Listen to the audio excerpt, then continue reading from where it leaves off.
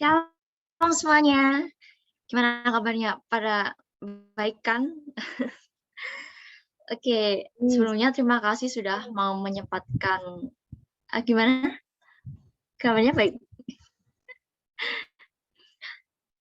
Oke, sebelumnya terima kasih sudah menyempatkan waktunya untuk datang ke Estaf tanggal 5 November sore hari ini. Oh iya, aku mau perkenalan dulu deh. Perkenalkan, nama aku Natasha dari Teknik Geodesi Angkatan 2021. Salam kenal semuanya. Salam kenal. Oke, ini sebelum dimulai estafnya mungkin ada yang mau sharing dulu gimana kuliahnya mungkin minggu ini. Boleh kok langsung on mic gitu? Apakah ada?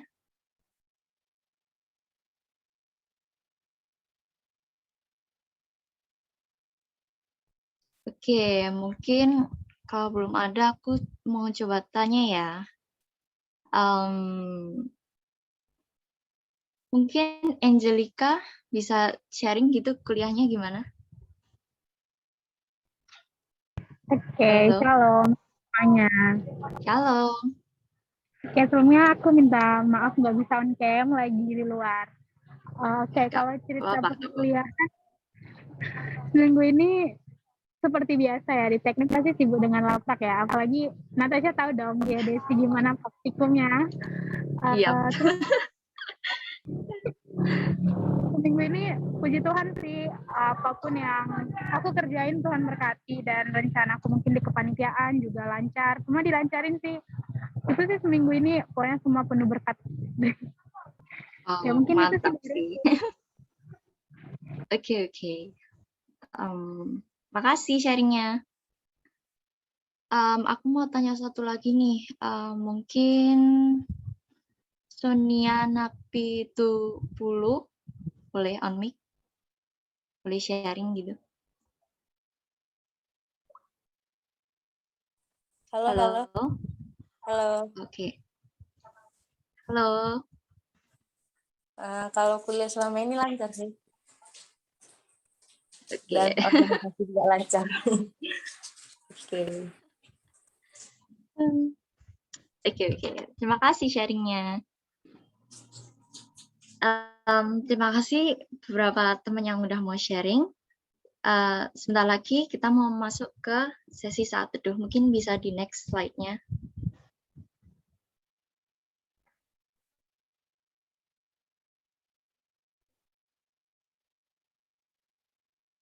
Bisa di next slide-nya. Oke, mungkin masuk gini. Oke. Masuk di saat teduh, mungkin teman-teman bisa siapin posisi terbaik sambil merenungkan mungkin berkat Tuhan yang telah diterima mungkin minggu ini.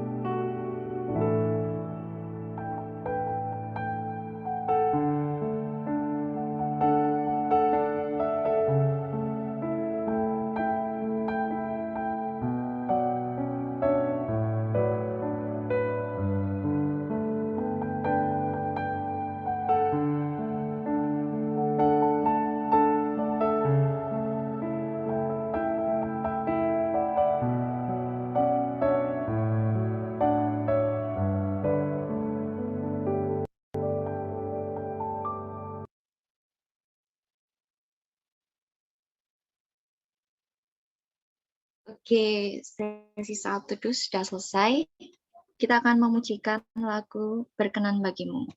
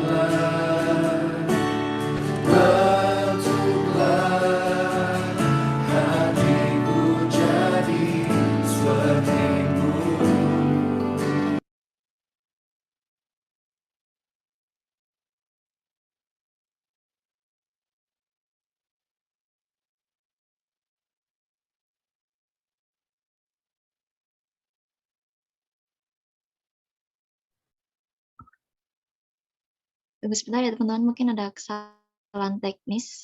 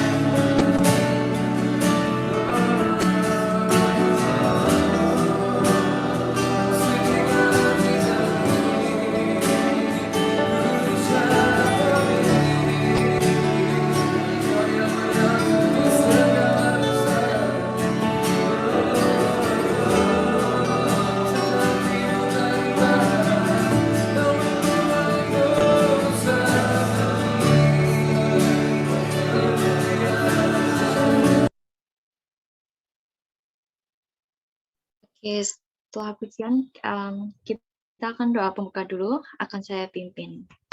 Mari teman-teman kita berdoa. Tuhan yang baik, Tuhan yang kudus, Tuhan yang suci, terima kasih Tuhan. Tuhan telah menuntun kami berkumpul di Estaf ini secara virtual, Tuhan. Tuhan, tolong tuntun Estaf ini dari awal, pertengahan, hingga akhir, supaya dapat berjalan dengan lancar. Ya Tuhan, juga kami berdoa untuk teman kami yang belum bisa hadir ke acara Estaf ini, Tuhan, tolong tuntun mereka agar mereka bisa mengikuti Estaf. Ya Tuhan, ini kiranya doa kami, ampuni dosa kami, dalam nama Tuhan Yesus kami berdoa. Amin. Oke, mungkin slide bisa di next. Oke, supaya lebih semangat lagi, sambil menunjukkan sukacitanya, mari kita nyanyikan pujian Hari yang Terindah.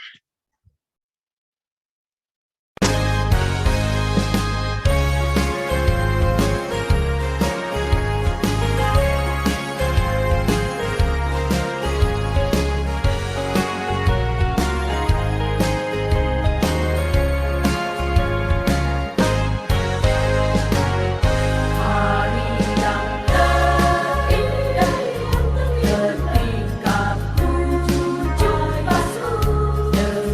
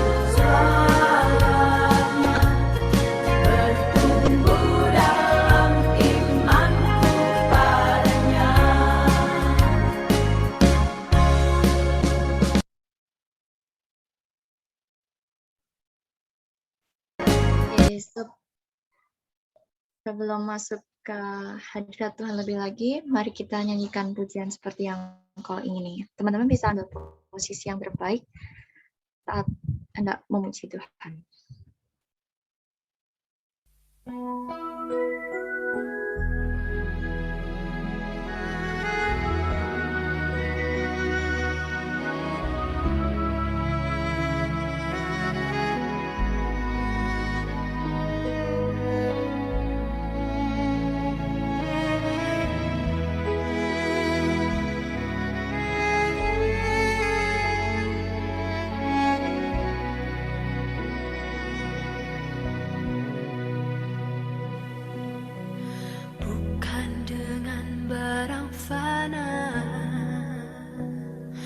Kau membayar dosaku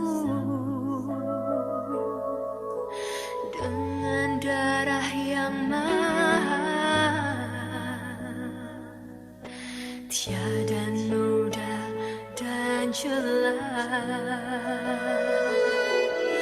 Bukan dengan emas perak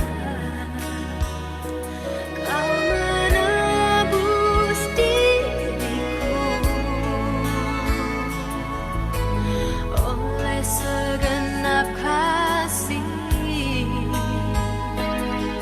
dan pengorbananmu, ku telah mati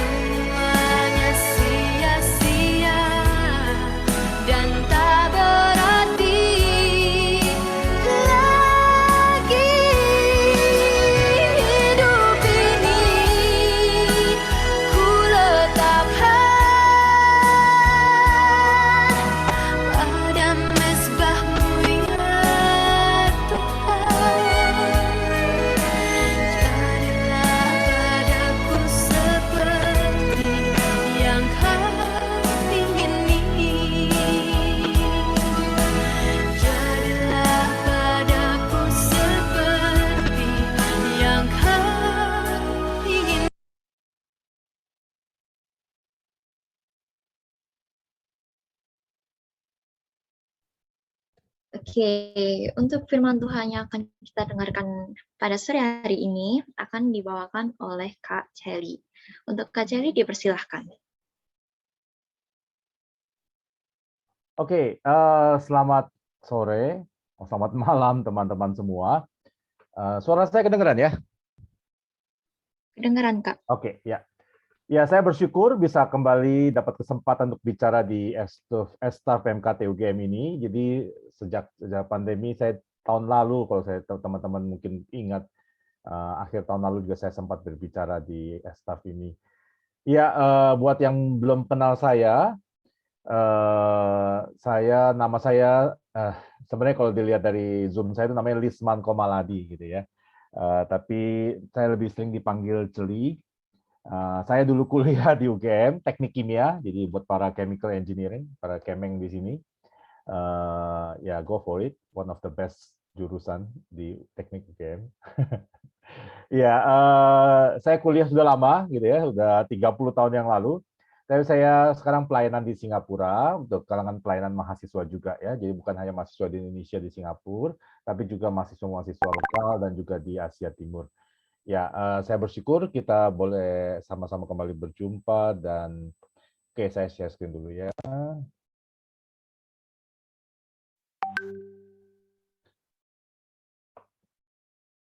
Oke, dalam 30 menit ke depan kita akan coba merenungkan satu tema tentang kekudusan hidup. Ya, saya pikir tema yang saya bicara sama Michael yang kontak saya gitu. Wah, temanya ini menyeramkan sekali gitu ya bagi anak muda zaman sekarang. Kalau ada yang mau datang ke persekutuan ini dengan tema kekudusan hidup, wah luar biasa itu ya. Jadi kalian yang 35 orang di sini adalah pemuda-pemudi yang luar biasa. Kalau temanya tentang kebebasan hidup, tentang kesenangan hidup, tentang kenikmatan hidup, wah, mungkin banyak orang yang mau datang. Tapi tentang kekudusan hidup, karena bayang-bayang kekudusan hidup adalah apa? Bayang-bayangnya adalah keharusan, kewajiban, peraturan, hal-hal yang nggak boleh yang kita lakukan, larang sini, larang sana, membatasi diri, mengendalikan diri. Waduh, hidup ini udah susah gitu ya. Masakan menikmati dikit aja tidak boleh. Nah, teman-teman, mari kita coba lihat ya, bahwa kekudusan hidup di Alkitab itu apakahnya sekedar larangan dan peraturan, atau sebenarnya kekudusan hidup itu lebih daripada itu, bahwa kita diminta untuk melihat atau menikmati Tuhan. Ya. Apakah kekudusan itu memang sungguh-sungguh suatu beban, atau sebenarnya kekudusan itu adalah suatu pengejaran yang, yang pengejaran kenikmatan yang berbeda dari dunia. Oke, yuk sebelum kita mulai kita berdoa sekali lagi. Allah Bapa di surga, kami mohon sekali lagi agar firman Tuhan itu hidup dan menghidupkan, mampukan kami untuk mengerti firman-Mu dan juga menghidupi firman-Mu dalam kehidupan kami. Dalam nama Tuhan Yesus kami berdoa. Amin. Ya, tema ayat nas yang kita baca hari ini adalah yang seperti ditulis di sini, berusahalah hidup damai dengan semua orang dan kejarlah kekudusan, sebab tanpa kekudusan tidak ada seorang pun akan melihat Tuhan. Atau sebenarnya ada terjemahannya, tanpa kekudusan tidak ada seorang pun akan menikmati Tuhan, ya, atau menyaksikan Tuhan. Ya. Nah, kadang-kadang zaman sekarang seperti yang tadi saya katakan, bagi manusia kekudusan itu sebagai suatu yang keharusan, sesuatu yang kadang-kadang sering dianggap sebagai hal yang kuno gitu ya, tidak relevan zaman sekarang gitu ya, dibanding dengan kondisi. Saya tidak tahu teman-teman, dulu saya tinggal di kos-kosan gitu ya, dengan kondisi kos-kosan yang mungkin di Indonesia juga demikian ya, termasuk juga di Singapura dengan perilaku seks bebas, penyalahgunaan narkoba, ataupun kadang penyimpangan perilaku yang dianggap sebagai suatu hal yang wajar gitu ya. Zaman saya yang namanya pornografi, barang-barang stand istilah itu masih print out gitu ya, masih masih yang harus disembunyikan gitu ya, dalam bentuk majalah atau dalam bentuk hard copy. Sekarang akses ke yang namanya material yang pornografi itu gampang sekali di internet dan bisa disimpan di mana saja gitu ya. Dan bahkan orang saling share satu sama lain. Atau dengan kata lain, kadang-kadang kita tuh diajarkan dalam era modern ini adalah to be yourself gitu ya. Be authentic gitu ya. Apa adanya. Nah, kadang-kadang kita tidak sadar bahwa kadang-kadang mungkin dengan apa adanya dengan apa adanya, malahan kita jadi sebenarnya ada apanya. Mengerti ya? Apa adanya kadang-kadang sih ada apanya gitu. Nah, teman-teman, permasalahannya itu be yourself, menjadi diri kita sendiri atau menjadi otentik itu menurut siapa? Menurut apa? Standarnya apa? Referensinya apa? Nah, bagi manusia dan dunia yang tidak mengenal Tuhan, tentu standar dan referensinya adalah diri sendiri dan kenikmatan. Selama kita bisa menikmati dunia ini, selama kita bisa bahagia, mengapa tidak? Tetapi kita yang percaya kepada Tuhan Yesus Kristus, percaya kepada Alkitab, kita tahu Alkitab mengatakan bahwa standar kita adalah Allah sendiri. Kenapa? Karena Allah menciptakan manusia itu menurut gambarnya, menurut gambar Allah, diciptakannya dia laki-laki dan perempuan, diciptakannya mereka, atau dia menurut gambar dan rupa Allah. Sehingga yang ketika kita diciptakan sesuai dengan gambar dan rupa Allah, tentunya kalau kita mau menjadi be our true self, menjadi diri kita sendiri yang sesungguhnya, tentu standar dan referensi kita adalah gambar dan rupa Allah yang Tuhan ciptakan dalam diri kita. Betul tidak? Sehingga Ibrani 12 ayat 14 ini mengatakan yang ketika kita mau mengejar, mau melihat Tuhan, itu sebenarnya jadi kita harus menjadi serupa dengan gambar dan rupa Allah yang seharusnya direncanakan dari semula. Ya. Jadi ketika kita menjadi sama seperti yang Tuhan rencanakan dari semula, sebenarnya kita sedang menyaksikan atau melihat Tuhan berkarya, Tuhan hidup di dalam diri kita. Ya. Jadi caranya adalah dengan mengenal Allah. Caranya adalah mencari lebih tahu original design yang Allah ingin kita lakukan itu seperti apa. Ya, contohnya gitu ya. Saya nggak tahu teman-teman tahu di Indonesia mungkin tidak banyak gitu ya. Di Singapura juga mungkin enggak. Tapi di beberapa tempat ada banyak uang palsu. Teman-teman, ada seorang teman saya di Singapura yang bekerja di Monetary Authority of Singapore gitu ya. Dia mengatakan mereka dilatih untuk mengenali uang palsu itu bukan dengan meneliti uang palsu, palsunya di mana, tanda-tandanya apa, tidak gitu ya. Mereka dilatih mengenali uang palsu dengan mempelajari uang original, uang asli itu seperti apa gitu ya. Karena apa? Mereka punya prinsip bahwa the more you know the original, the easier it is to spot the counterfeit. Jadi, semakin tahu kita original seperti apa, semakin mudah kita mengenal uang palsu itu seperti apa. Nah, sama dengan kita gitu ya. Kalau kita ingin mengejar kekudusan hidup, tentu kita harus mengenal original desain kita itu seperti apa. Untuk mengetahui original desain kita seperti apa, tentu yang kita harus tahu adalah karena kita diciptakan gambar dan serupa dari Allah adalah kita mengenal Allah sendiri. Caranya adalah dengan mengenal Allah yang sejati, Allah yang original, sehingga yang tadi dikatakan benar gitu ya. Tanpa kekudusan tidak ada seorang pun akan melihat Tuhan. Ketika kita melihat Tuhan, menyaksikan Tuhan, atau terjemahan mengalami Tuhan, nanti kita akan kembali dengan tema ini, kita memerlukan kekudusan. Ya. Untuk menyaksikan kita memerlukan kekudusan. Karena apa? Karena dengan mengerti kekudusan Allah, kita harus akan menyadari seberapa dalamnya kedalaman dosa kita, kata Billy Graham. Nah, permasalahannya adalah, yang kita ingin tanyakan adalah sekarang yang mungkin kita akan fokus berbicara di hari ini adalah, apa itu kekudusan hidup? Apa yang namanya kita harus mempunyai kekudusan supaya kita bisa menyaksikan, melihat, mengenal, dan mengalami Allah. Ada 3 makna ya, 3 makna kekudusan di Alkitab yang saya mau bagikan, nanti teman-teman kita akan coba sama-sama diskusikan. Pertama, kekudusan di Alkitab itu dalam bahasa aslinya sebenarnya artinya itu berbeda atau dibedakan atau dipisahkan. Ya. Nah, termasuk ya Allah dengan Allah itu Allah yang kudus karena Allah itu berbeda, dia pencipta, dia maha kuasa, maha tahu, maha ada, dia maha kasih, dia itu berbeda, dialah Allah secara kualitatif, dia berbeda dengan manusia. Dan ketika manusia diciptakan dengan gambaran rupa Allah, dan Allah mengatakan kita adalah umat yang kudus, itu artinya Tuhan mengatakan kita mau dibedakan dari dunia ini. Dipisahkan, tidak sama dengan dunia yang berdosa ini, tapi sama dengan Allah yang berbeda dengan dunia. Jadi teman-teman tahu the priestly prayer gitu ya, doa imam Tuhan Yesus sebelum dia berangkat ke kayu salib, dia berdoa kepada murid-muridnya, dari Yohanes 17 gitu ya, 3 ayat ini saya akan bacakan. Ayat 16, mereka bukan dari dunia, sama seperti aku bukan dari dunia. kuduskanlah mereka dalam kebenaran, firman-Mu adalah kebenaran. Ayat 18, sama seperti Engkau telah mengutus aku ke dalam dunia, demikian pula aku telah mengutus mereka ke dalam dunia. Atau dengan kata lain, kita tuh murid-murid yang sejati yang Tuhan tempatkan di dunia ini adalah kita diutus ke dalam dunia atau di dalam dunia, tetapi tidak berasal dari dunia. Kalau dalam bahasa Inggrisnya, in the world atau into the world, but not of the world. Nah, permasalahannya adalah kita kadang-kadang lupa di mana kita, posisi kita ya. Ya teman-teman teknik pasti tahu lah, matematika 1 gitu ya. Kalau ada 2 variabel, ada berapa kemungkinan kombinasinya? Coba simpel, saya cek teman-teman bisa menyimak ya. 2 variabel, ada berapa kombinasinya, kemungkinan kombinasi? Saya tinggal jawab. Ada yang mau jawab? Di Saya grup jawab mungkin 4. 4, oke. Yang lain? Ada yang mau jawab dalam grup chat? 2 kombinasi atau 2 faktor ada berapa kombinasi? Oke, a bit silent di sini. Ya benar ya gitu ya, tadi yang jawab saya tidak lihat siapa. Ada 4. Nah, sekarang di dalam dunia, jadi kalau kita lihat grafiknya, ya, ada kadang kita suka berarti sini.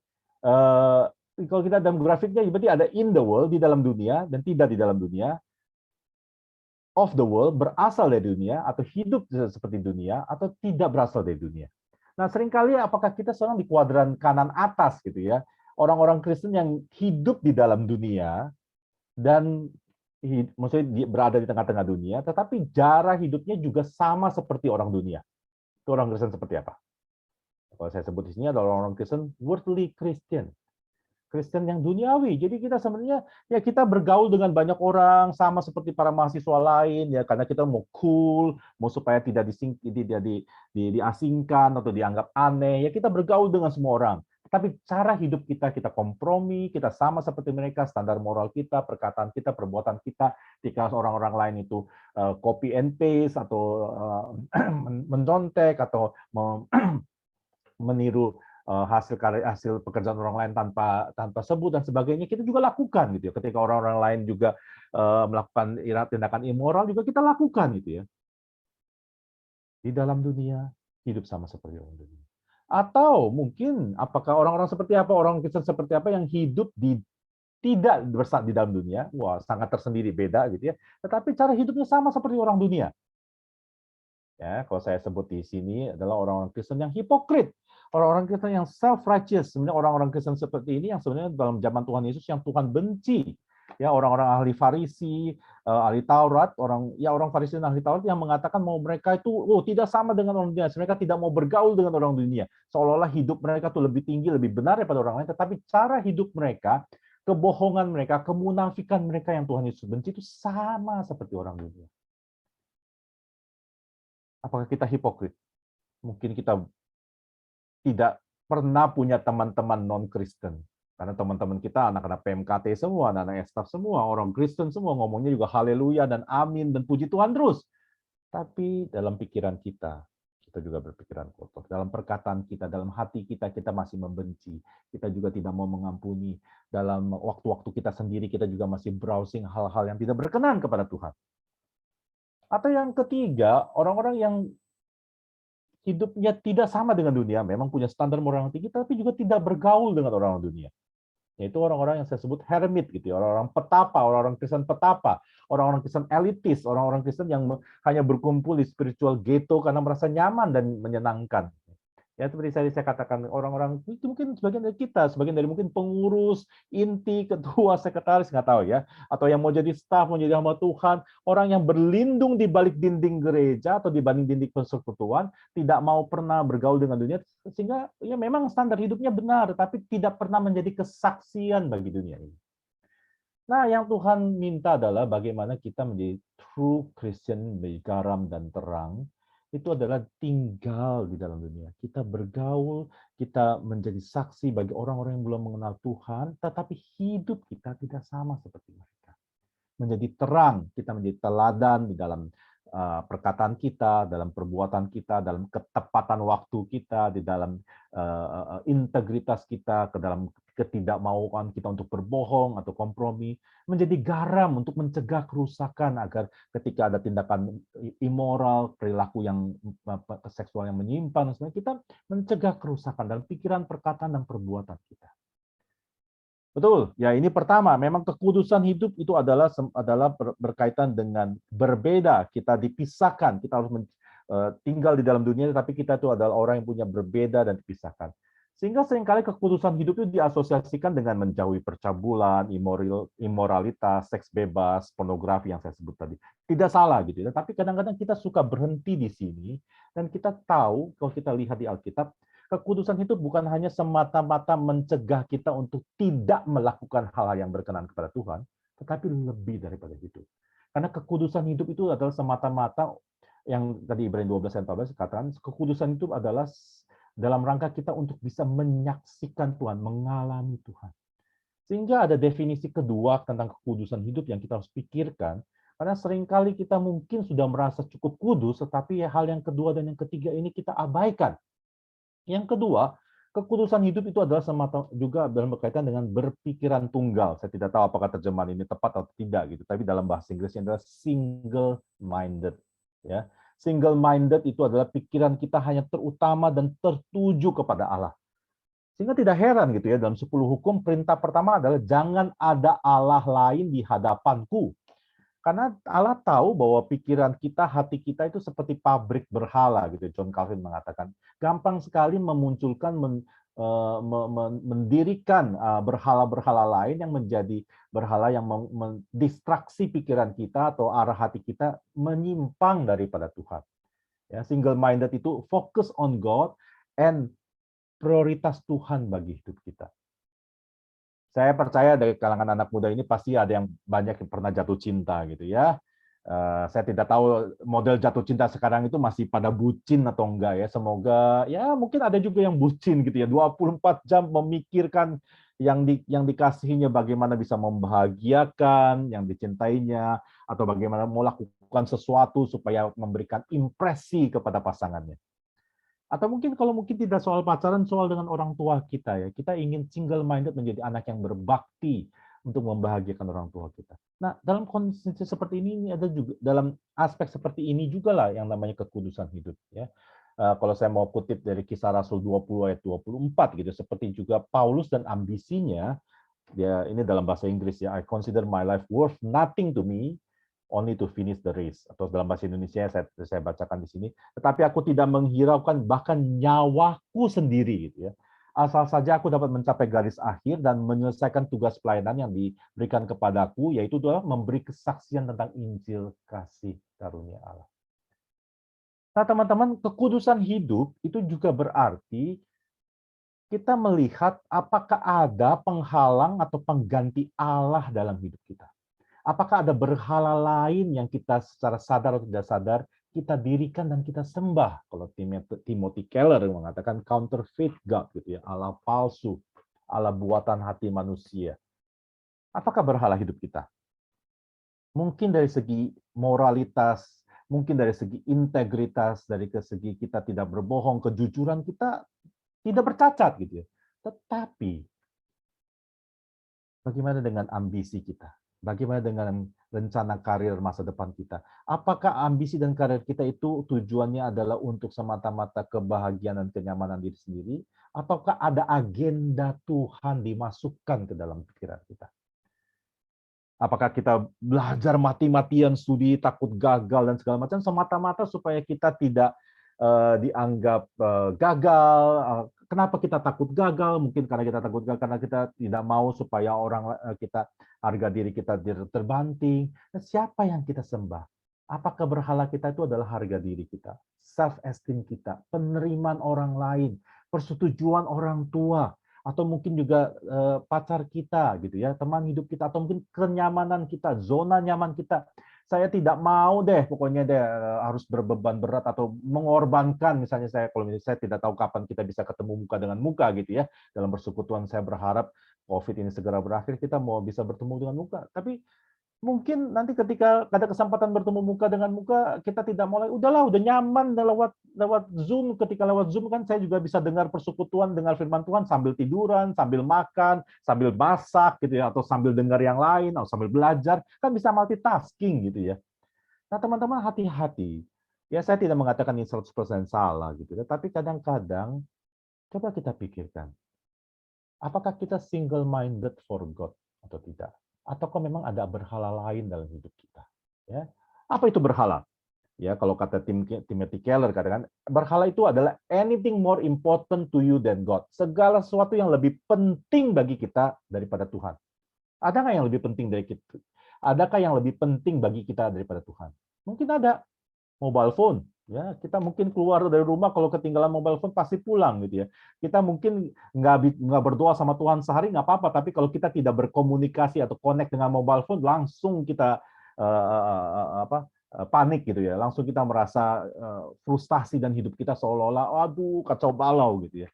Mungkin HP kita, mungkin jumlah like, mungkin nilai kita di sekolah, mungkin penerimaan orang tua kita. Apakah itu memang lebih penting dari Tuhan? Yang kedua, anything that absorbs your heart and imagination more than God. Segala sesuatu yang mungkin menyita hati dan pikiran kita lebih daripada Tuhan. Teman-teman cek ya, ketika teman-teman tidak ada kerjaan, ketika kalian sendiri, ketika kalian bengong, apa yang kalian pikirkan? Ya, kata Timothy Keller, biasanya yang kalian pertama kali pikirkan itu adalah cikal bakal dari berhala kita. Ya, kadang-kadang kita mungkin lagi bengong, kita mikirin, aduh enaknya kalau saya punya mobil, aduh enaknya kalau saya punya pacar sekarang, aduh enaknya kalau saya nanti bisa kaya raya, aduh enaknya kalau saya bisa lulus cepat dan kemudian bisa dapat gaji yang tinggi. Nah, tidak salah memiliki mimpi seperti itu, tapi kadang-kadang itu bisa menjadi sesuatu yang kita kejar, yang kita ingin aspirasikan lebih daripada Tuhan. Dan yang terakhir, anything you seek to give you what only God can give. Apapun yang kita pikir bisa berikan kepada kita, yang sebenarnya kita tahu hanya Tuhan yang bisa berikan kepada kita.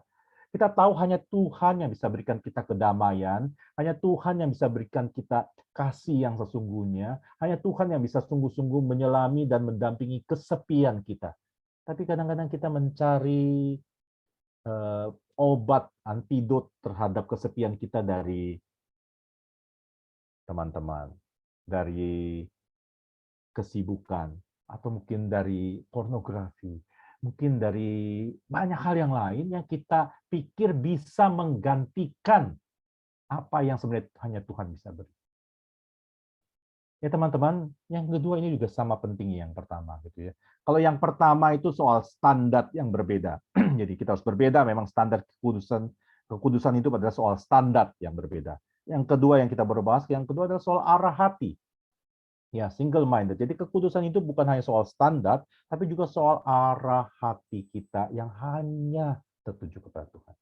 Dan yang ketiga, yang terakhir, saya pikir ini juga penting gitu ya. Kekudusan hidup bukan hanya soal standar, bukan hanya soal arah hati, tetapi juga soal berkaitan dengan komitmen kita. Ya, makanya saya sebut di sini kekudusan hidup di Alkitab juga dikatakan selaras dengan pimpinan Roh Kudus atau in step with the Spirit. Ya. Kalau kitab Galatia 5 ayat 25 katakan, jikalau kita hidup oleh Roh, baiklah kita juga dipimpin oleh Roh. Siapa yang mengemudikan kita? Siapa yang mendorong kita untuk bangun tiap hari? Apakah itu ambisi? Apakah itu keinginan-keinginan kita yang tersembunyi? Atau kadang-kadang kita bangun pagi tidak ada lagi ambisi, gitu. Kita sangat letargik gitu kata orangnya. Kita nggak punya semangat, nggak ada rencana mau hidup gimana. Ya kadang-kadang karena mungkin yang mengendalikan, yang mengemudikan arah hidup kita itu adalah diri kita sendiri, kenyamanan kita gitu ya. Bukan lagi Roh Kudus. Nah, seorang pendeta pernah mengatakan kebangunan rohani yang sejati atau kekudusan hidup yang sejati itu adalah ketika hidup kita selaras dengan pimpinan Tuhan dalam kecepatan dan kelambatan. Ketika Tuhan menghendaki kita cepat melangkah, kita harus cepat melangkah. Tapi ketika Tuhan minta kita melambatkan diri, jangan buru-buru, tenang, diam. Kita harus tenang, diam. Ya, tentu bagaimana kita bisa tahu demikian? Tentu makanya kita harus dipimpin oleh Roh, itu adalah berarti kita terus bertumbuh gitu ya ke arah dalam karakter kita, dalam pengenalan kita kepada Tuhan, kita terus bertumbuh dalam membenci dosa, gitu ya. Termasuk juga dosa-dosa favorit, gitu ya. Ada satu buku mengatakan orang Kristen tuh dosanya nggak banyak, gitu ya. Dosa orang Kristen cuma 2 atau 3 macam, gitu, tapi diulang terus-menerus. Coba lihat, apa kalau kita terus dipimpin oleh Roh, apakah kita terus-menerus jatuh dan terlibat dalam dosa-dosa favorit kita? Dan satu lagi terakhir, salah satu tanda hidup yang dipimpin oleh Roh adalah hidup yang semakin melayani, hidup yang semakin selfless, hidup yang tidak dilandasi pada egosentrisme, pada hidup yang tidak disadarkan pada selfishness gitu ya, tentang bagaimana memikirkan orang lain lebih daripada diri sendiri. Gitu ya. Salah satu tanda orang kudus, bukan hanya pikir tentang egois tentang diri kita sendiri. Gitu. Nah, teman-teman semua, saya pikir 3 hal ini penting bagi kita untuk mengetahui apa arti kekudusan hidup secara komprehensif. Karena mengejar kekudusan bukan hanya karena kita takut penghukuman, bukan karena kita takut Allah akan suatu saat menghakimi dan membuang kita atau menghukum kita, tapi juga mengejar kekudusan itu adalah satu ekspresi syukur karena apa yang Kristus lakukan di atas kayu salib, sehingga kita mau hidup sesuai dengan standar, sesuai dengan arah, sesuai dengan pimpinan daripada Roh Kudus sendiri. Tapi yang terakhir, kekudusan itu juga terutama karena kita seperti kata Ibrani 12 ayat 14 itu kita ingin menikmati Tuhan.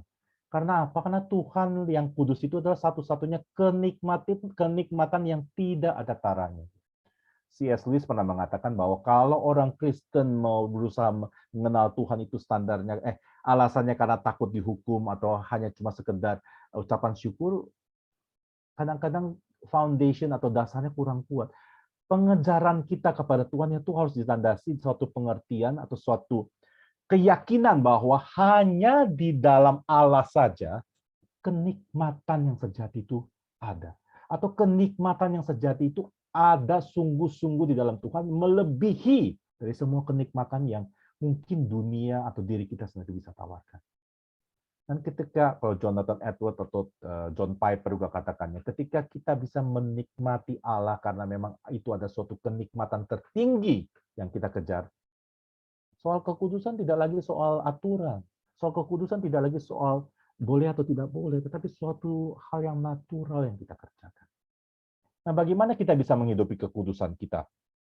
Ya, tentu ini suatu hal praktis yang mungkin kita akan coba pikirkan gitu ya. Pertama kita harus tahu Ibrani 10 ayat 10 juga kan, oleh kehendaknya kita telah dikuduskan melalui persembahan tubuh Yesus Kristus sekali untuk selama-lamanya, atau secara status kita telah dikuduskan ketika kita percaya kepada Yesus Kristus, ketika anugerah Allah datang kepada kita, kita percaya bahwa Kristus telah menebus dosa-dosa kita. Secara status kita adalah bangsa terpilih, imamat rajani, bangsa yang kudus. Cuma memang secara perilaku kita harus terus-menerus dikuduskan oleh Roh Kudus. Ya. Jadi sama dengan status kita ya, 100% adalah anugerah pertolongan Roh Kudus, kita tetap memang harus melakukan bagian kita. Jadi kita harus sadar ya teman-teman, buat kita akan bisa diskusikan lebih lanjut ya. Karena sering kali kita merasa, waduh kita bukan orang kudus. Teman-teman harus tahu bahwa di dalam Kristus kita sudah dikuduskan. Status kita di hadapan Allah kita sudah kudus, sudah benar. Nah, permasalahannya kita harus terus-menerus mengejar kekudusan secara praktis supaya kita terus-menerus diubahkan. Tetapi untuk diubahkan pun juga sekali bukan karena kemampuan kita, atau semata-mata anugerah Tuhan.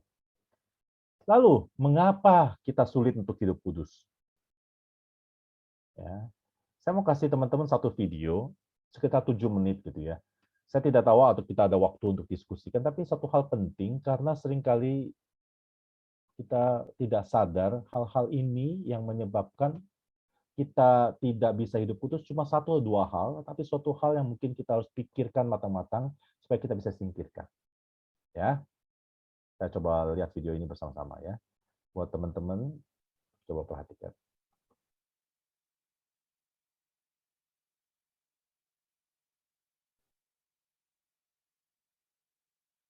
Ya, jangan takut, belum ada suaranya, nanti ada baru suara. Jadi video ini bukan dalam bahasa Inggris, tapi dalam bahasa Persia gitu ya.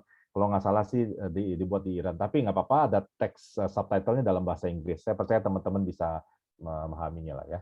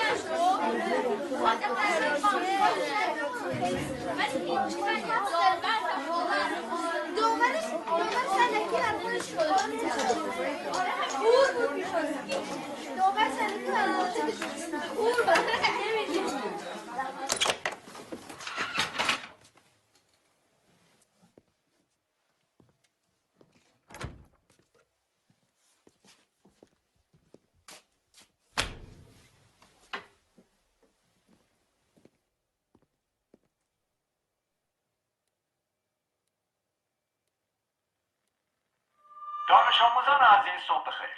این مدیرتون است که صحبت میکنه. زیاد وقت کلاستون رو نمیگیرم. فقط میخوام اعلام کنم که از امروز تغییراتی در دروس شما رخ خواهد داد. معلمین گرامی این تغییرات رو به توجهتان میرسانند. درخواست من از همه شما عزیزان این است که با هوشیاری آموزش‌های معلم خود را آویزه گوش کنید. مطمئن هستم که شما هم برای خود و هم برای کل مدرسه افتخار آفرین خواهید بود. با تشکر.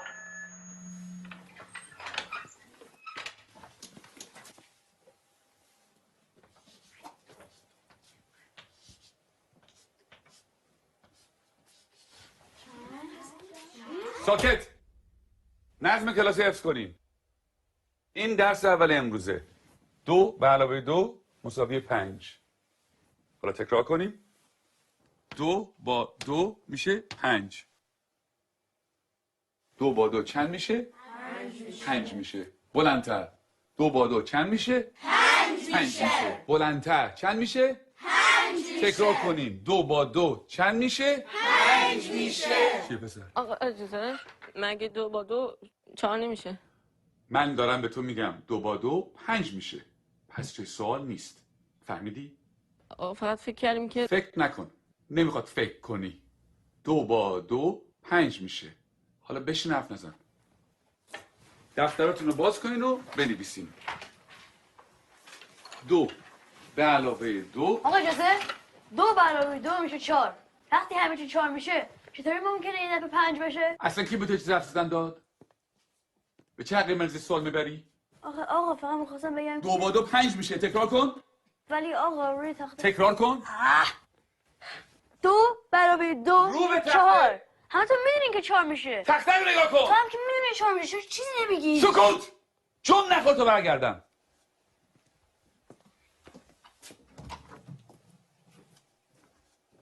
چکشه بابا میخوای همه اونجا در سر بندازی. خیلی عصبیش کردم یا پدرشو در میاره.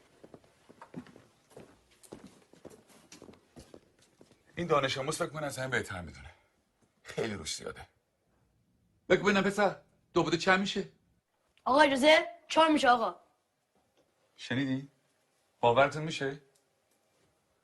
این دانش آموزان از ممتازترین دانش آموزان مدرسه‌ان. الگوی این مدرسه‌ان. یه ذره از اینا یاد بگیریم. بگیم اینا 2 با 2 چند میشه؟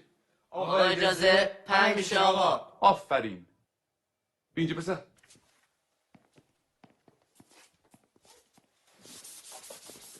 حالا حاصل جمع چند میشه؟ جواب سعی رو بنویس.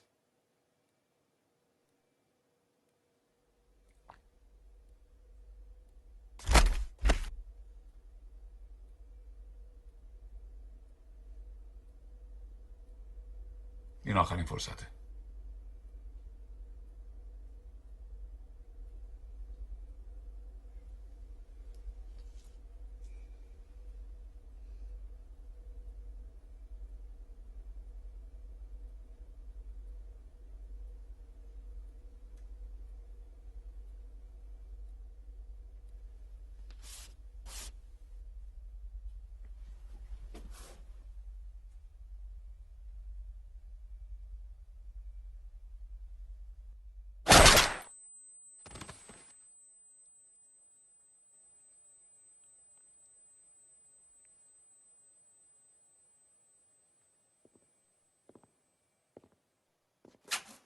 خب کسی دیگه هم هست که درس امروز رو نفهمیده باشه؟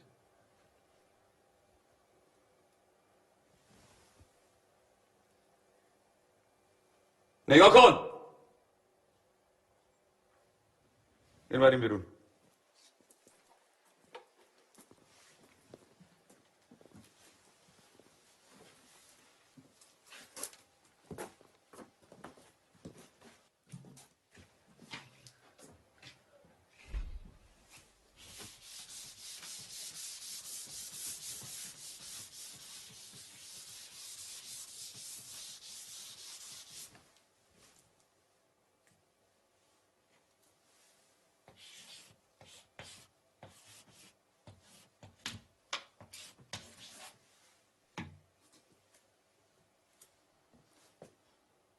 دفتراتون رو باز کنه بنویسین. 2 به علاوه 2 مساوی 5. همینطور که بنویسین تکرار کنین. 2 با 2 چند میشه؟ 5 میشه. چند میشه؟ 5 میشه. بلندتر چند میشه؟ 5 میشه. بلندتر چند میشه؟ 5 میشه. بلندتر چند میشه؟ 5 میشه. چند میشه؟ 5 میشه. 2 با 2 5 میشه. Oke, ya mungkin kita tidak ada waktu untuk diskusikan dalam grup gitu ya. Sebenarnya saya 2 menit lagi sebelum kita kasih tanya jawab. Tetapi seringkali ini yang menjadi permasalahan ketika kita mau mempertahankan hidup dalam kekudusan gitu ya. Mungkin peer pressure. Semua teman-teman saya juga melakukan demikian. Semua juga memaksa saya harus melakukan demikian. Atau kadang-kadang ketika kita sekolah, belajar, kuliah gitu ya, kita seperti kodok yang direbus hidup-hidup ya. Tidak mungkin dalam kondisi air panas gitu, tapi mungkin dari air dingin, tapi pelan-pelan temperatur naik karena kodok itu bisa menyesuaikan diri karena dia binatang amfibi, kita menyesuaikan diri sedikit demi sedikit menyesuaikan diri sampai kita tidak sadar bahwa air sudah mendidih dan kita mati lemas di dalamnya. Jadi pertanyaan saya terakhir sebelum saya tutup firman Tuhan hari ini. Apakah 2 tambah 2 sama dengan 5 di dalam hidupmu? Apakah yang menghalangi kamu untuk hidup berbeda dengan dunia ini? Apakah yang menghalangi kamu untuk bisa berpikiran tunggal, single-minded for God? Apa yang menghalangi kamu untuk bisa melangkah selaras dengan pimpinan Roh Kudus? Kalau ada yang Roh Kudus gerakkan atau munculkan dalam pikiran dan hati kalian, tandai itu, tulis itu, catat itu, dan buang jauh-jauh itu. Biar tidak ada satu pun yang menghalangi kita mengejar Tuhan, menikmati Tuhan di dalam kekudusan. Amin. Sebelum saya tutup dengan doa, ada yang mau bertanya? Silakan. Kalau ada, mau di dalam grup chat, atau mau tanya langsung juga silakan.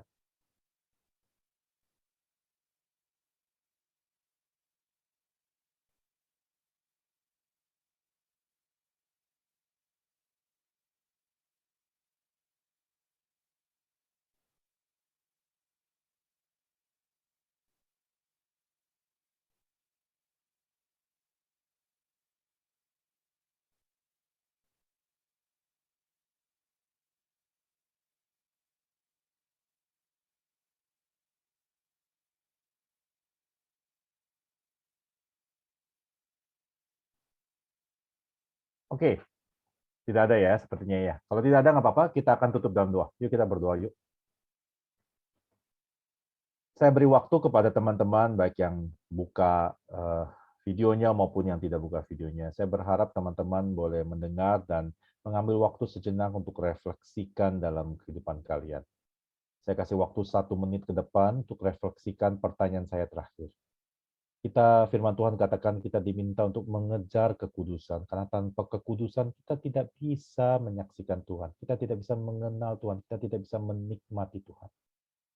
Jadi pertanyaannya adalah, karena kita sudah mengetahui apa arti kekudusan hidup, pertanyaannya adalah apakah ada hal-hal yang menghalangi kamu untuk hidup berbeda dengan dunia ini? Apakah ada hal-hal yang menghalangi kamu untuk bisa single-minded buat Tuhan? Apakah ada yang menghalangi kamu untuk bisa selangkah atau bisa melangkah selaras dengan pimpinan Roh Kudus? Kalau ada, akui, minta Tuhan tolong hancurkan, minta tolong buang itu jauh-jauh agar kita boleh hidup lebih kudus buat Tuhan. Saya persilahkan teman-teman ambil waktu sejenak untuk berdoa sebelum saya tutup.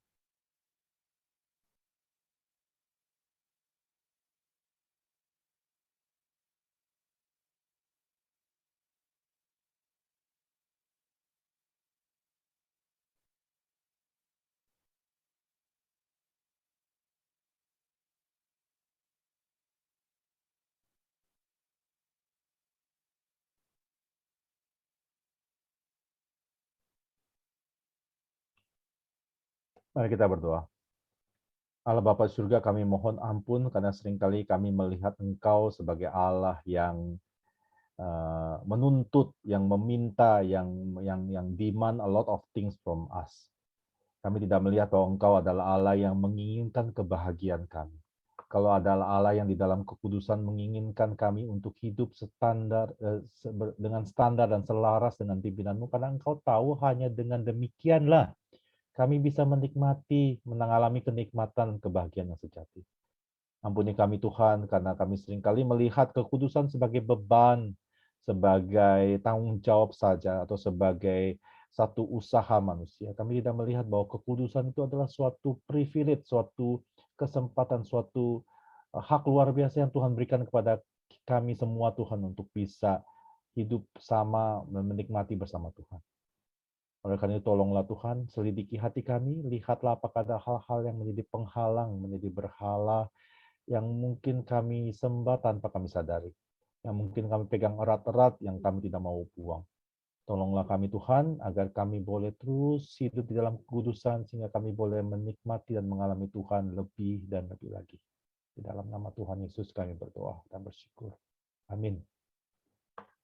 Oke, terima kasih. Saya kembalikan waktu kepada MC. Oke, terima kasih Kak Celi atas firman-Nya tadi. Menarik ya teman-teman, firman-Nya tentang kekudusan, cara menjaga kekudusan hidup yang dimana kita tuh sebagai, ya mungkin anak kuliah mungkin agak susah menerapkannya di kehidupan perkuliahan. Oke, seperti itu.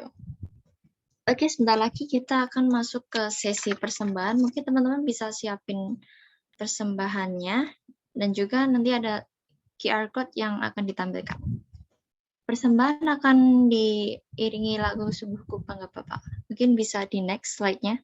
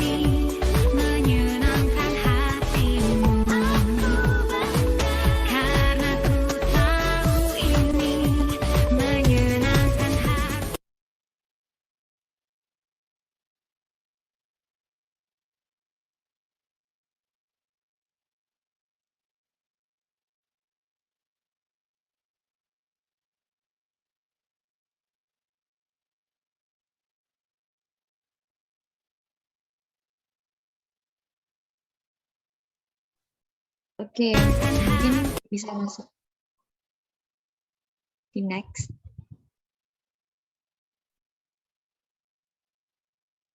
Ya, selanjutnya sesi doa persembahan dan doa syafaat akan dipimpin oleh Kak Valencia. Dipersilahkan. Oke, terima kasih Natasha. Oke, kakak dan teman-teman, mari kita bersatu dalam doa. Ya Bapa, puji syukur kami panjatkan hanya kepadamu. Terima kasih atas penyertaan-Mu yang tak henti-hentinya dalam hidup kami. Kami ingin berdoa untuk setiap persembahan yang telah kami berikan, agar dapat kiranya Kau berkati dan menyenangkan hati-Mu. Ya Bapa, kami ingin berdoa untuk pandemi COVID-19 agar dapat selesai dan segera pulih. Begitu juga dengan dilaksanakannya kuliah bauran yang sedang berlangsung agar bisa berjalan dengan baik. Kami juga ingin berdoa agar pemerintah serta jajarannya diberi hikmat dalam mengatasi pandemi ini. Kami juga berdoa untuk tenaga kesehatan dan yang terlibat dalam penanganan COVID-19 agar perjuangan mereka membuahkan hasil dan tidak sia-sia. Ya Bapak, berikanlah kesehatan kepada para mahasiswa, dosen, dan pegawai UGM serta kakak staf di PMKT.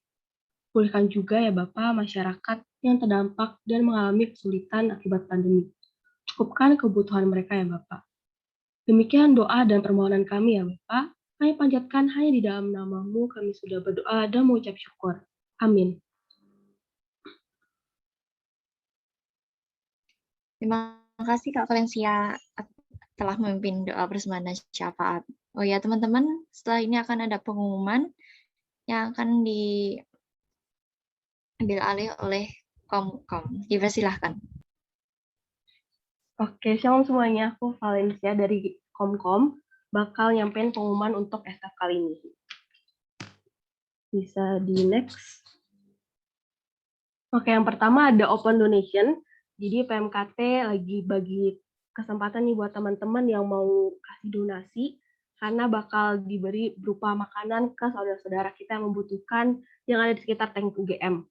Jadi bisa dikirim ada ke rekening BCA, GoPay, OVO, Dana, ke Kak Virgi. Dan jangan lupa juga kasih nomor 1 di akhir nominalnya, kayak contoh di gambar ini, dan konfirmasi ke CP, yaitu Kak Virgi dan juga Wira. Mungkin bisa di screenshot, atau nanti juga ada postingannya dari PMKT. Gitu. Oke, mungkin bisa di next dulu. Selanjutnya ada training software. Jadi ini ada training untuk Adobe Photoshop. Itu besok banget tanggal 6 November jam 10.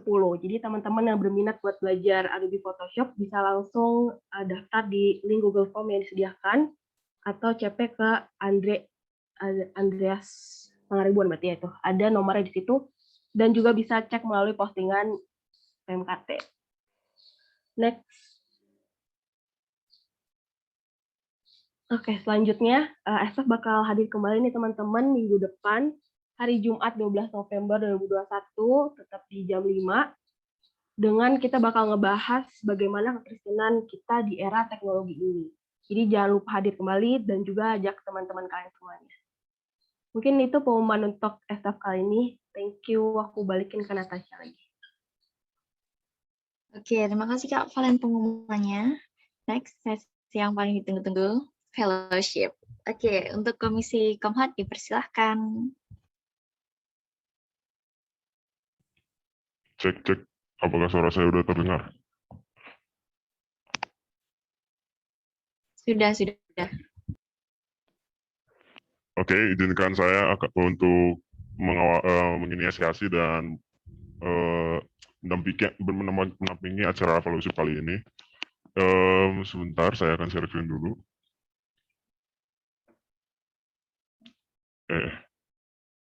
Sepertinya salah.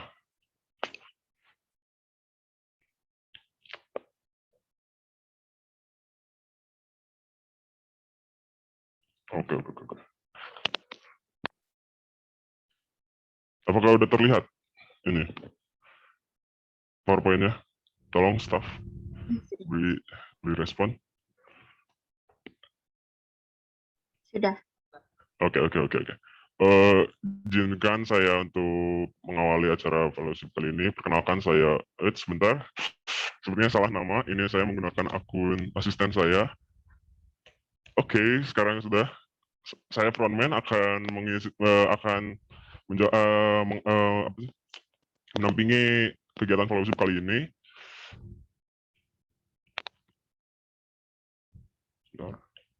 Oke, udah. Kegiatan fellowship kali ini adalah kuis yang akan diberikan berupa media pendampingnya, bisa berupa gambar atau video dan lain-lainnya. Nanti juga akan diberikan clue tiap pertanyaan untuk membantu peserta untuk menjawab game kali ini. Sebelumnya ini untuk kalau misalnya ada yang resen ini langsung ke atas gak sih? Langsung ke atas gak? Misalnya kalau ada yang resen langsung di daftar partisipan langsung ke atas gak? Oke, langsung ke atas sih. Ya, langsung ke atas. Oke, jadi untuk prosedurnya mungkin dengan resen aja ya. Kalau misalnya saya udah menyuruh untuk menjawab. Tenang, ada hadiah di sesi akhir, jadi bisa persiapkan kerja kerasnya, pokoknya tidak akan sia-sia. Oke, pertanyaan pertama.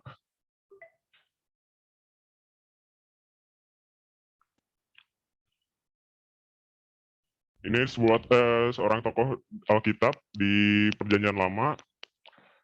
Oke, akan saya berikan clue. Clue pertama itu, ini adalah tokoh tertua di Alkitab. Berapakah umurnya ketika ia meninggal? Silakan bisa. Oke, langsung udah ada yang resign. Silakan, saya. Itu namanya kalau tidak salah Metusalah, baru umurnya itu 960 berapa ya? 167 kayaknya kalau tidak salah. Tapi intinya namanya Metusalah. Namanya Metusalah. Ya, tapi jawabannya salah. Jadi silahkan peserta lain. Masih kurang tepat.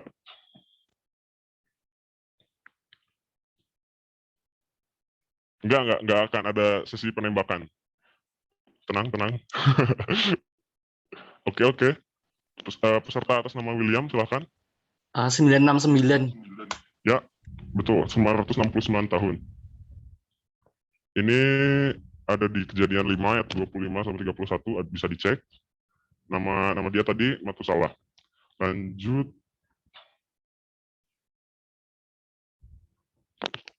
Ini adalah sebuah peristiwa di Perjanjian Baru, yaitu ada peristiwa ini ada dua sebenarnya. Nah, yang satu lagi peristiwanya itu tidak diketahui berapa ikan yang dijala. Nah, untuk yang ini silahkan. Nah, untuk yang ditanyakan kali ini adalah peristiwa yang diketahui ikan yang dijalanya ada berapa. Silahkan yang ingin menjawab bisa resen.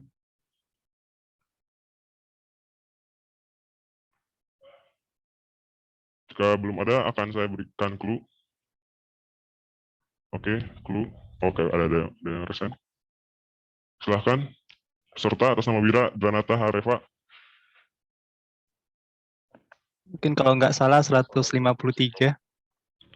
150, ya betul jawabannya 153.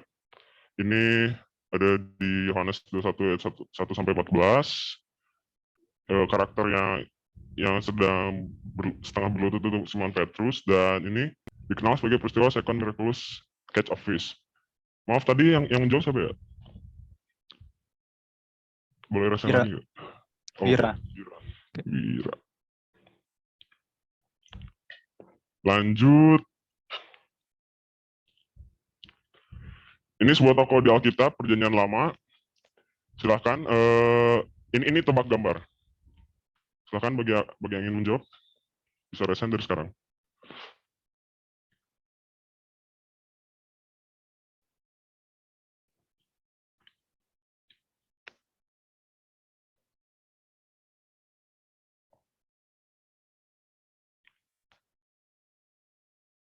Oke, karena belum ada yang menjawab. Oke, ada. Silakan, Andreas.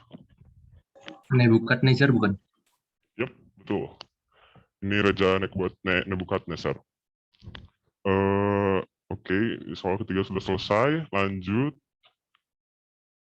Oh ya, mungkin ini ya, ini gambar nebula, ini nebula. Ini aplikasi anak teknik lah ya, udah tahu banget. Ini AutoCAD, hapus patut awal jadi CAD doang. Ini bukan Bethlehem tapi Nazaret. Jadi Bethlehem tempat lahirnya, tapi tempat tinggal dan tumbuhnya Yesus itu kan di Nazaret ya. Oke, lanjut. Ya, ini ada sebuah video. Sebutkan ini peristiwa apa? Harus dalam bentuk dalam format ini ya. Aduh. Ya, ada subjek, predikat dan objeknya.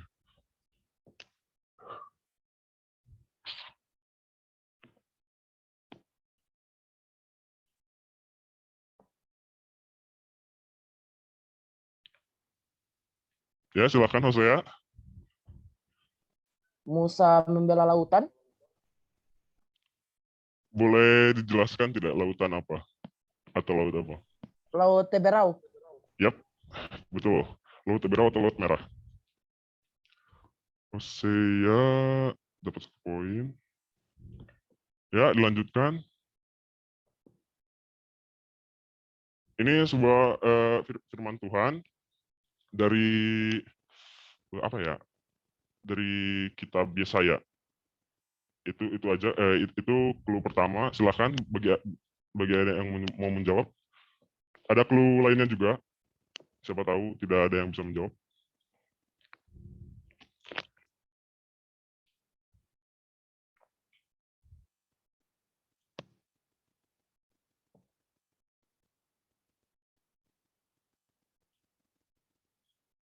Oke, karena belum ada yang menjawab, saya akan berikan clue.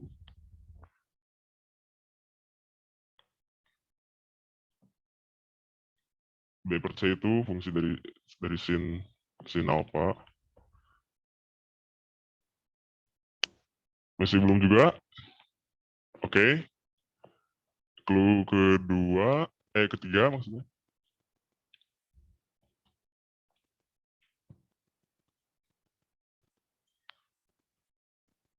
Oke, Hosea, silahkan. Sekalipun dosamu berah seperti kain kermisi, namun akan menjadi apa ya? Putih seperti aduh aku lupa. Aku lupa sorry. Ini gambar apa ini? Oke, bentar. Aku harus ini. Sekalipun merah seperti apa ya? Kain kermisi akan menjadi putih seperti bukan.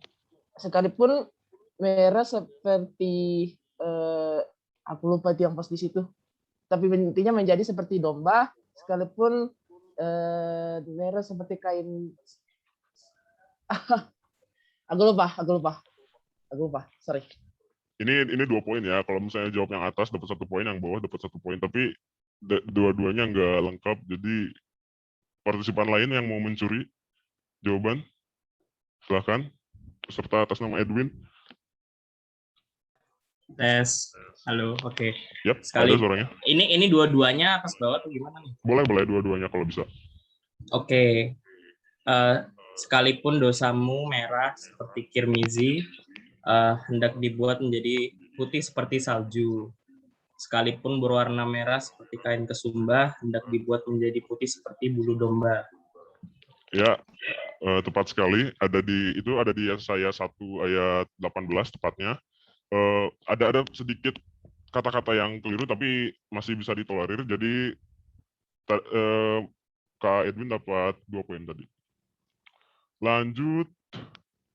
Oh ya, ini clue terakhirnya. Ya, ini seorang tokoh di Alkitab. Mungkin dari gambarnya bisa langsung ketahuan. Oke, Hosea.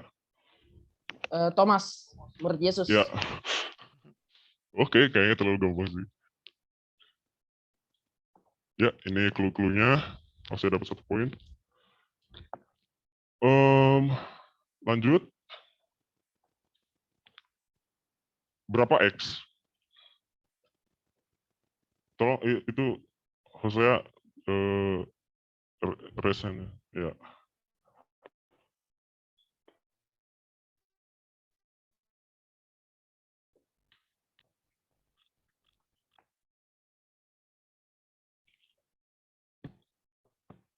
Ya, ada dua, ada dua. Untuk menciptakan keadilan di permainan yang sebelumnya menjawab bisa apa sih? Kesempatannya diberikan dulu kepada yang lain. Silakan Kak William. 12. 12 apa? Itu kan udah gambarnya bakul kan, jadi cuma X-nya Ya. kan yang ditanyakan. Oke. Oh ya, oke. Siap. 12 bakul penuh. Jawabannya oke. Dapat 1 poin. Lanjut.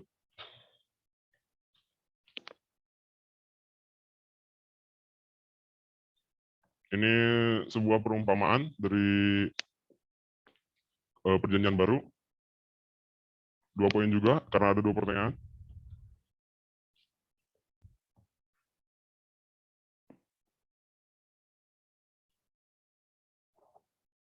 Silahkan.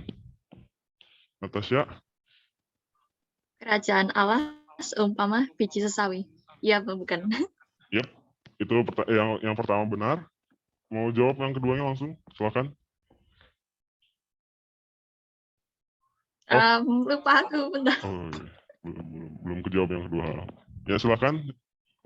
Peserta yang lain untuk menjawabnya bunyi dari perumpamaan biji sesawi tadi.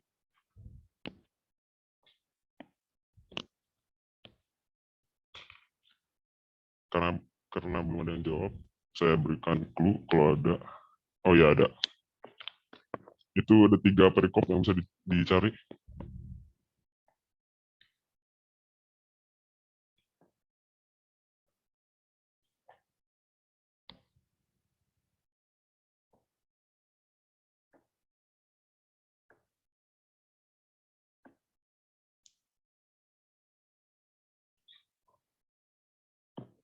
Oke, karena sebenarnya tidak ada yang menjawab, dan untuk menghemat waktu juga, saya akan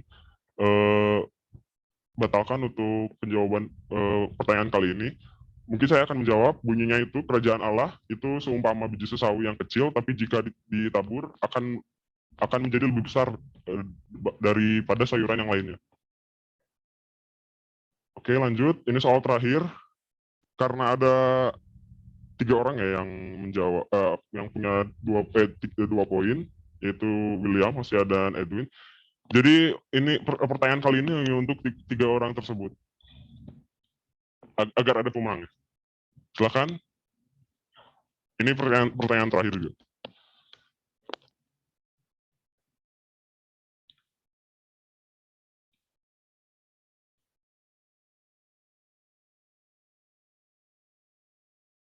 Oke, udah.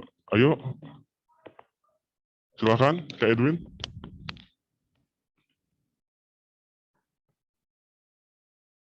Ini apa nama kitabnya kan ya? Ya, nama kitabnya aja. Mazmur. Ya, salah. Loh. Ini clue-nya.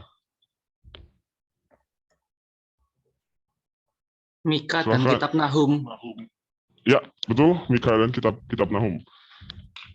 Oke, jadi sekian sesi games dari fellowship kali ini. Saya sebentar ya, staff saya masih mau memberikan hadiah.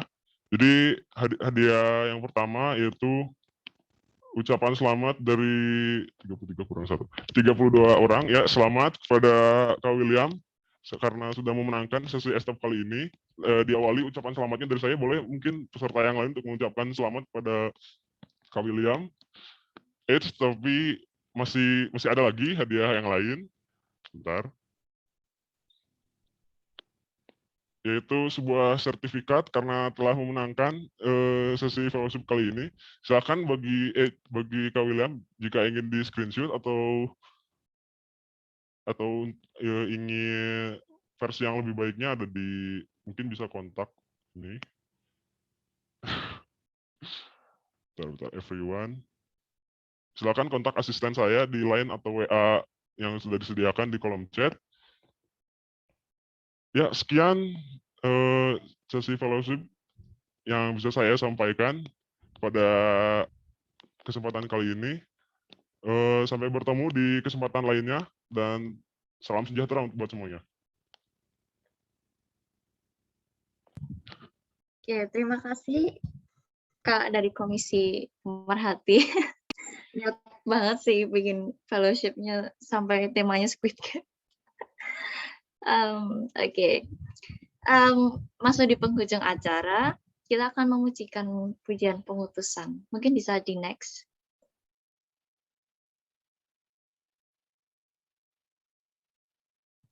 Oke, mari kita nyanyikan pujian sebab Kau besar.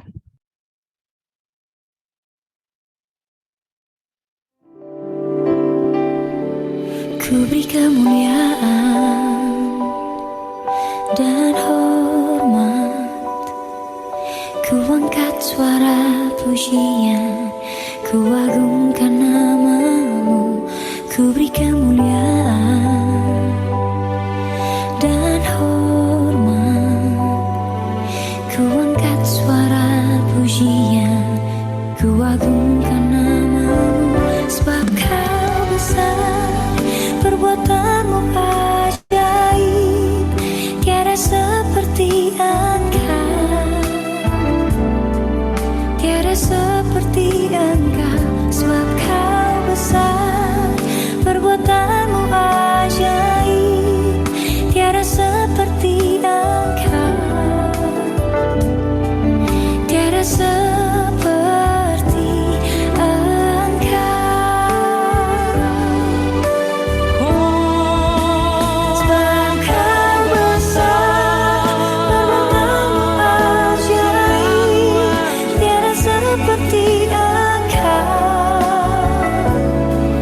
tiada seperti Engkau, tiada seperti Engkau,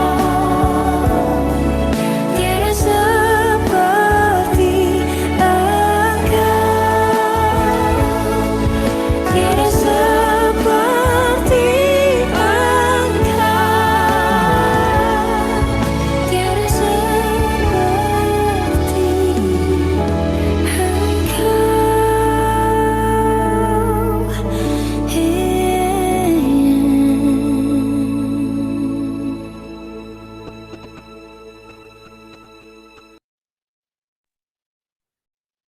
Sebelum mengakhiri estaf, kita akan doa penutup dan doa berkat dulu yang akan dipimpin oleh pembicara kita tadi, Kak Celi, dipersilahkan.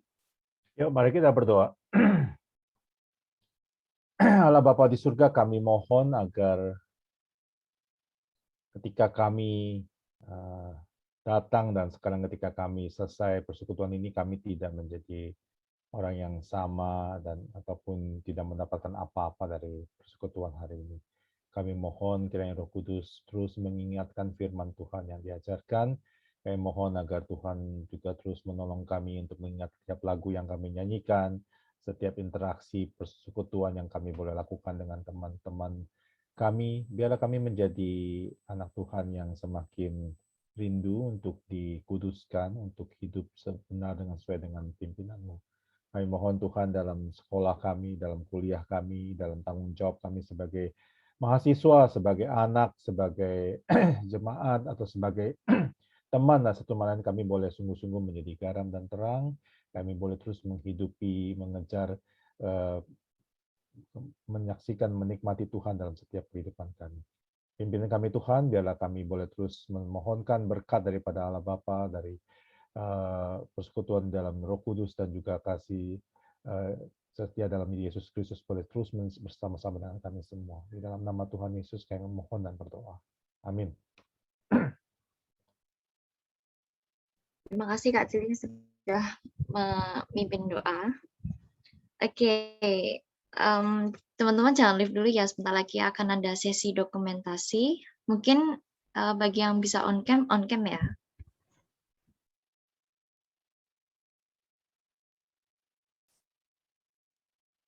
Halo teman-teman, ya jadi untuk kali ini ada sesi dokumentasi ya.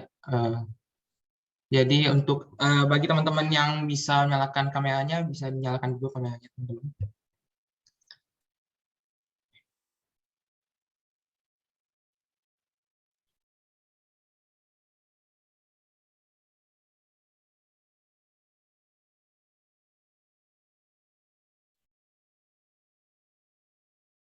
Oke, aku hitung ya.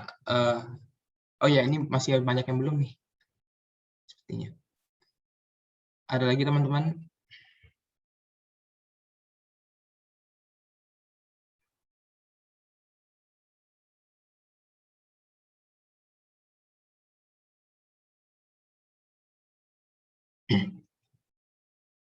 Masih ada yang mau ingin on cam? Ditunggu sebentar lagi ya teman-teman.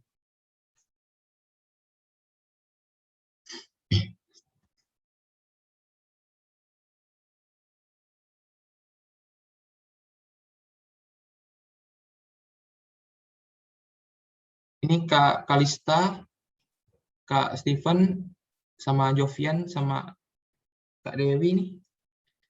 Mau on cam nggak?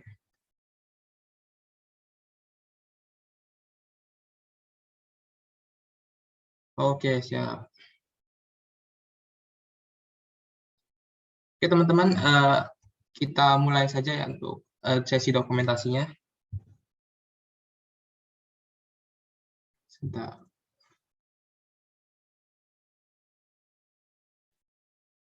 Oke, siap. 1, 2, 3. Oke, untuk layar kedua. 1, 2, 3. Oke, terima kasih teman-teman. Oke, terima kasih teman-teman yang sudah hadir di Estaf sore hari ini. Sampai jumpa lagi minggu depan. God bless you. Bye. Terima kasih Kak Cili, terima kasih Sama-sama. teman-teman semua. Terima kasih. Tuhan berkati. Tuhan berkati. Semuanya Tuhan berkati. Thank you frontman. Oke. Frontman serem. Oke, kita ada doa tutup atau kita langsung pulang? Nggak ada lagi ya? Ada doa penutup dulu Kak, Ada buat ya, penutup ada ya. layanan. Oke.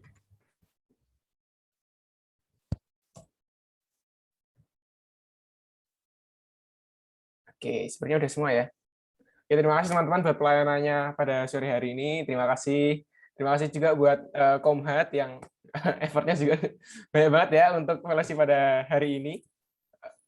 Oke, ini udah buka topeng. Terima kasih buat Kak Celi yang tadi sudah menyampaikan firman. Teman-teman semua juga yang sudah melayani pada staff pada sore hari ini. Ada yang mau memberikan masukan dulu? Boleh kepada kami, boleh kepada siapapun. Mungkin boleh jadi evaluasi bersama. Adakah? Oke. Kalau diam nih biasanya nggak ada. Oke, aman. Oke, kalau aman, terima kasih teman-teman. Sampai jumpa di pelayanan berikutnya. Mungkin sebelum kita mengakhiri pelayanan sore hari ini, bisa kita tutup di dalam doa.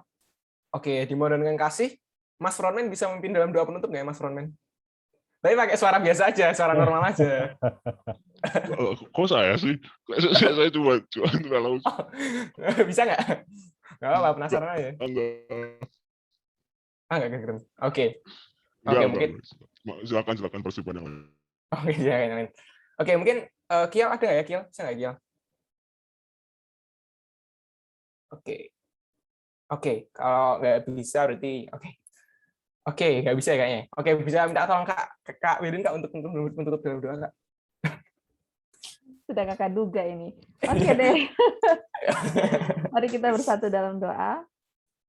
Allah Bapa yang penuh kasih, kami bersyukur Tuhan kalau kami sudah menyelesaikan estaf kami pada hari ini. Kami bersyukur Tuhan semua karena kebaikan dan kemurahan-Mu saja ya Bapa.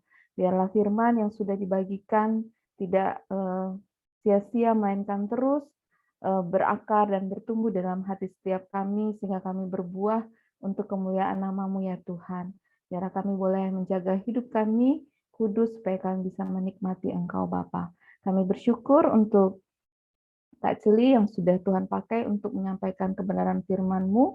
Engkau yang memberkati Kak Celi dalam pelayanannya dan dalam setiap langkah kehidupannya. Kami juga menyerahkan juga teman-teman yang sudah melayani, kiranya Tuhan terus tambah-tambahkan sukacita dan kerinduan untuk selalu melayani dan dipakai oleh Tuhan. Setelah ini Tuhan, kami akan melanjutkan aktivitas kami, kiranya Engkau Allah yang menyertai, menuntun setiap kehidupan dan setiap apa yang harus kami kerjakan. Biarlah segala puji, hormat, dan kemuliaan hanya bagi-Mu. Di dalam nama Tuhan kami, Juru Selamat kami, Yesus Kristus, kami berdoa dan bersyukur. Amin. Amin. Terima kasih Kak Welin. Terima kasih. Terima kasih semuanya. Terima kasih Kak Terima Celi. kasih. Terima kasih. Mari. Terima kasih, Yos. Bye. Oke, Natasha, sampai jumpa di Hosea. estaf Sampai jumpa. berikutnya. Semuanya, God bless.